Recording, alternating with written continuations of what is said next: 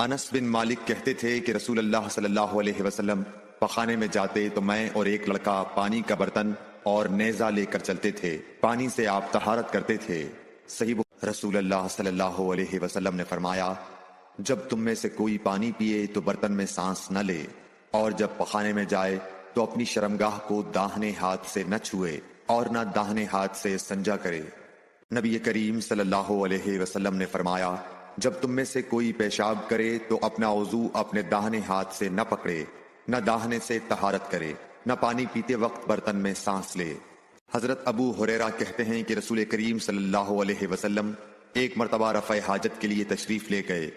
آپ کی عادت مبارکہ تھی کہ آپ چلتے وقت ادھر ادھر نہیں دیکھا کرتے تھے، تو میں بھی آپ کے پیچھے آپ کے قریب پہنچ گیا۔ مجھے دیکھ کر آپ نے فرمایا کہ مجھے پتھر ڈھونڈ دو تاکہ میں ان سے پاکی حاصل کروں، یا اسی جیسا کوئی لفظ فرمایا، اور فرمایا کہ ہڈی اور گوبر نہ لانا۔